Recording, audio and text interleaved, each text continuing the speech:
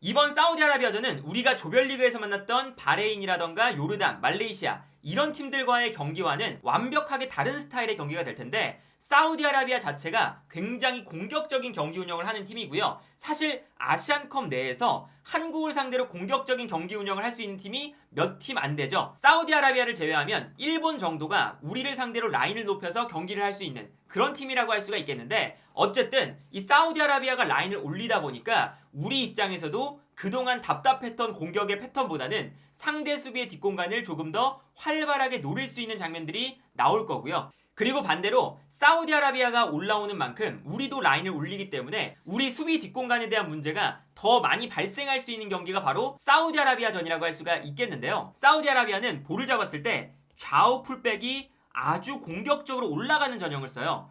5-3-2의 형태를 쓰기 때문에 앞쪽에 있는 알도사리가 약간 왼쪽으로 빠지면 순간적으로 오른쪽에 있는 알 나헤이라는 미드필더가 올라와서 전방에서 5명의 공격 숫자를 만들고요. 그리고 만약에 알 나헤이가 올라오지 않고 알도사리가 자유롭게 움직이면서 오른쪽으로 빠지면 이때 칸노가 올라와주면서 순간적으로 5명의 공격 숫자를 다르게 형성을 하게 됩니다. 그래서 이 사우디아라비아는 기본적으로 이 알도사리의 움직임에 따라서 공격의 형태가 많이 변해요. 그리고 어떤 전형을 형성하든 이 미드필더 라인에서 상대 수비를 끌어내는 동작을 매우 잘하거든요. 윙백이 올라오면서 수비를 끌어낼 때 미드필더가 순간적으로 중원에 있다가 올라가면서 공간을 활용하거나 수비가 여기서 또 끌려 나오면 알도사리 같은 선수가 왼쪽에 있다가도 오른쪽으로 돌아뛰면서 이 공간을 잘 활용하는 이러한 패턴을 많이 만들거든요. 오른쪽에 윙백이 높게 올라가 있고 미드필더가 약간 올라가면서 알도사리와 앞쪽에 있는 투톱 이 투톱이 순간적으로 쓰리톱이 돼요. 그리고 여기서 미드필더가 올라가면서 요 라인 사이에서 볼을 받아주려는 동작을 가져가고 있죠. 그리고 여기서 사우디아라비아가 수비 라인에서 앞쪽에 있는 선수에게 한 번의 패스를 보내주거든요. 그리고 이 공간으로 패스가 들어갈 때 왼쪽 윙백이 전방으로 뛰어나가면서 수비를 뒷걸음질을 치게 만드니까 순간적으로 미드필더가 올라올 수 있는 공간이 자연스럽게 생기는 거죠. 그래서 이 다음 장면을 보면 중앙 지역에 있는 미드필더에게 볼이 연결이 돼요. 그 다음에 미드필더가 볼을 받아서 측면으로 뛰어 올라가고 있는 윙백에게 패스를 보내줍니다. 그래서 미드필더와 윙백 요 자리에서 패스를 주고받으면서 공격을 전개하거든요. 이때 상대 수비 입장에서는 아무래도 사우디아라비아가 오른쪽에서 패스를 주고받으면서 올라오니까 순간적으로 시선이 사우디아라비아의 오른쪽 공격에 쏠립니다. 그리고 그 순간 왼쪽에 있었던 알두사리가 슬금슬금 오른쪽으로 오더니 상대 수비가 올라갈 때 이 뒷공간으로 뛰어들어가기 시작해요. 아주 자유로운 움직임을 가져가죠. 그래서 알두사리가 경기 중에 끼치는 영향력이 매우 다양한데 이 선수가 공간을 찾아 들어가면서 자유롭게 움직이기도 하고 플레이메이킹도 사실 이 선수가 다 담당을 해요. 그래서 이 다음 장면을 보면요. 미드필더가 순간적으로 올라오면서 수비수가 끌려 올라가니까 그 순간 뒷공간으로 알두사리가 뛰어가고 있는 걸 볼 수가 있습니다. 아까 올라왔었던 오른쪽 미드필더가 약간 내려가면서 수비수 한 명을 끌고 움직입니다. 반면에 오른쪽에 있는 윙백은 높게 올라가면서 측면 지역에서 볼을 받아주는 걸 볼 수가 있죠. 그러다 보니까 일단 수비수가 한 명 끌려 나가면서 공간이 약간 발생한 상태예요. 그리고 윙백이 전방으로 달려나가기 시작하니까 앞쪽에 있는 공격수도 달려나가면서 상대 수비 라인이 점점 뒤로 물러나기 시작합니다. 반대편에 있었던 또다시 이 알두사리가 발생하는 이 가운데 공간을 활용하기 시작하거든요. 그래서 이 다음 장면을 보시면 측면에서 윙백이 볼을 끌고 올라가고 있고요. 그리고 미드필더가 일부러 앞으로 침투하지 않고 약간 기다려줘요. 수비를 끌어당기는 거죠. 이 두 선수가. 그 다음에 이 공간으로 알두사리가 살짝 들어옵니다. 알도사리가 패스를 받아주고요. 사실 연계 플레이 자체는 알도사리가 너무 잘하는 선수라서 중앙 지역에서 볼을 받은 이후에 뛰어나가는 선수에게 패스를 보내주면서 완벽하게 사우디아라비아가 상대 수비라인 뒷공간을 무너뜨려서 결정적인 찬스를 잡고 있는 장면인데 윙백을 높게 올리고 그리고 중앙 미드필더들이 번갈아 가면서 올라가면서 상대 수비라인을 혼란시키면서 알도사리에게 공간을 만들어주는 플레이를 잘 가져가거든요.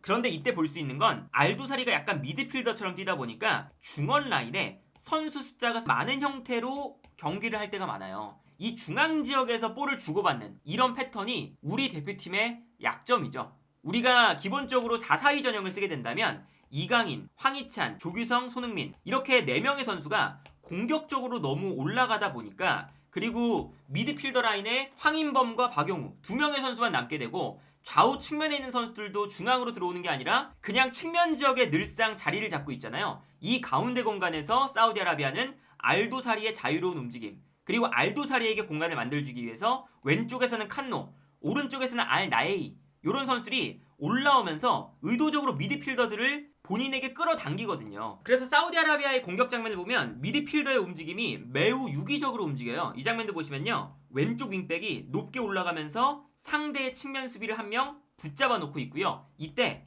알두사리가 약간 왼쪽 측면 뒷공간으로 내려가면서 볼을 잡습니다. 미드필더가 앞으로 뛰어나가면서 상대 수비 한 명을 끌고 나가니까 이때 알두사리가 안쪽으로 뛰어들어갈 수 있는 공간이 나오고요. 알두사리가 이 공간에서 볼을 받으면 좋은 공간이 발생하는 걸 볼 수가 있습니다. 아무래도 상대 수비가 뒷걸음질 치고 있는데 이때 알두사리가 패스를 안쪽으로 주고받는 과정에서 수비가 뒤로 물러나 있으니까 앞쪽에서 받는 공격수가 뒤쪽에 있는 선수에게 세컨볼을 떨어뜨려 주거든요. 그리고 이 세컨볼을 받아서 중거리 슈팅까지 마무리를 하는 장면을 볼 수가 있죠. 그리고 여기서 이제 골대를 맞고 나온 볼을 측면에서 잡아서 크로스, 그리고 안쪽에 있었던 칸노가 득점으로 만들어내는 걸 볼 수가 있거든요. 이런 장면만 봐도 지금 사우디아라비아가 알도사리와 칸노, 알나세르 이런 선수들이 계속 움직이면서 서로에게 공간을 만들어주는 플레이가 참 유기적으로 돌아가요. 그리고 우리가 사우디아라비아를 9월 평가전에서 만났었잖아요. 그때는 이제 만치니 감독이 이제 부임한 이후에 두 번째 경기라서 그렇게까지 조직력이 좋지 않았는데도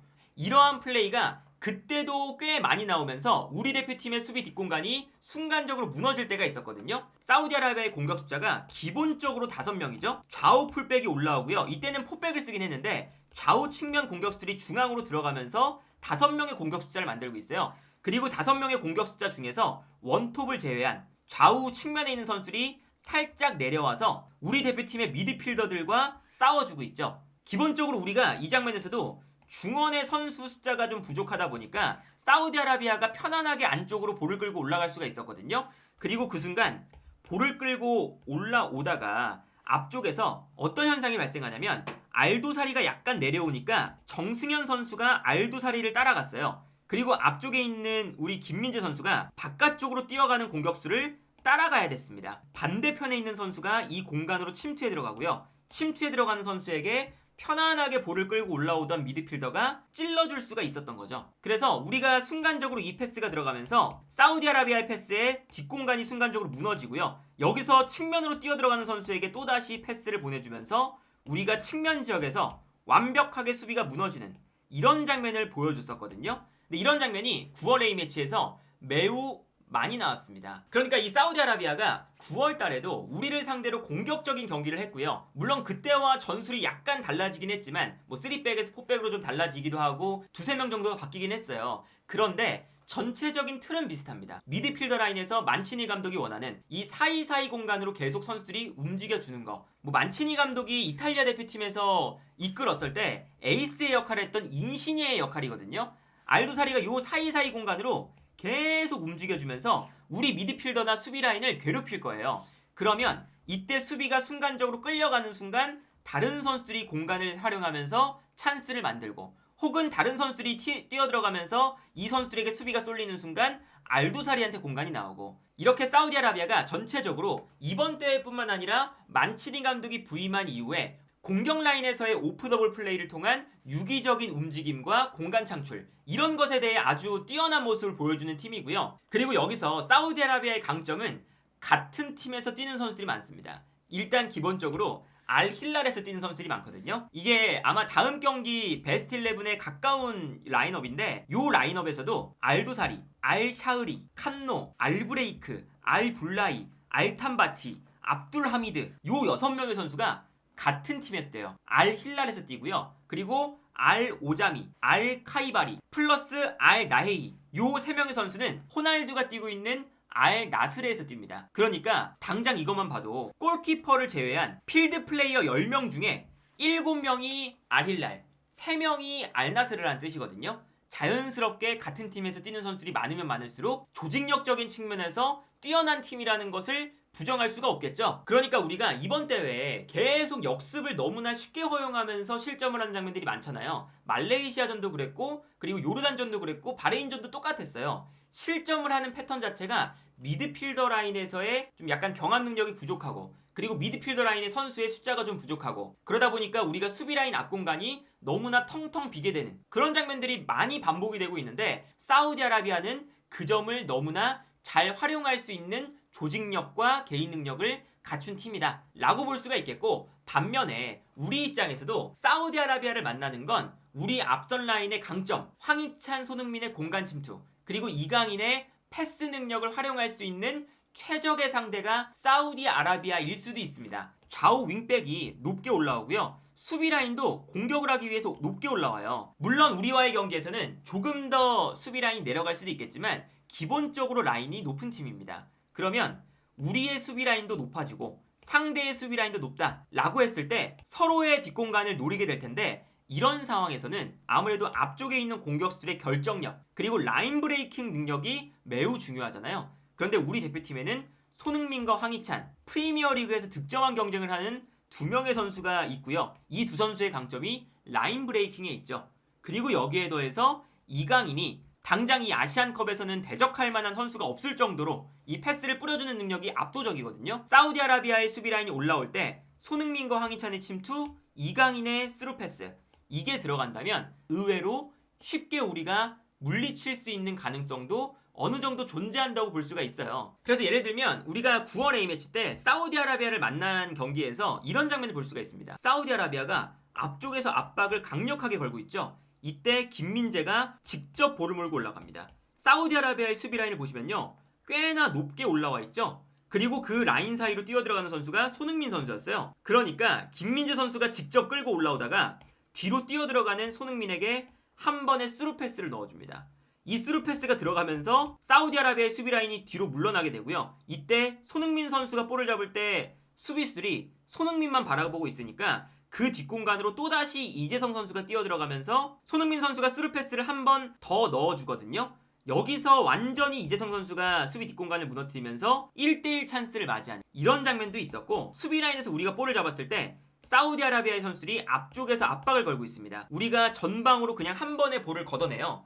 그런데 걷어냈을 때 앞쪽에서 조규성 선수가 상대의 수비와 경합을 하면서 계속 볼을 밀고 들어갑니다. 상대 수비 라인이 올라와 있는데 조규성이 밀고 들어가니까 뒷공간이 순식간에 무너지고요. 뛰어들어가는 손흥민에게 경합에서 이긴 다음에 패스를 찔러주면서 손흥민 선수가 완벽한 1대1 찬스를 맞을 뻔한 장면을 볼 수가 있었죠. 이런 것처럼 사우디아라비아가 9월 A매치 때도 전방 압박을 강력하게 하고요, 공격적인 경기 운영을 하면서 손흥민이 있는 한국을 상대로 라인을 다소 무모하게 올리는 팀이었어요. 그리고 그때의 방향성이 만치니 감독이 만들고 싶어하던 그런 스타일의 팀이기 때문에 지금도 스타일은 똑같습니다. 물론 그때보다 이제 만치니 감독이 사우디아라비아를 더 좋은 팀으로 만들었기 때문에 우리가 9월 A매치를 생각을 하면서 경기를 하면 안 되겠지만, 우리도 9월 A매치 때보다는 조직력이 더 좋아진 상태이기도 하고요. 그리고 결정적으로 이강인, 손흥민, 황희찬 이 세 명의 압도적인 그런 공격력을 자랑하는 선수들이 있다 보니까 맞불 작전을 해서 서로 공격적으로 맞부딪히는 팀은 결국에 공격수 몇 명의 퀄리티 차이로 결정될 가능성이 높거든요.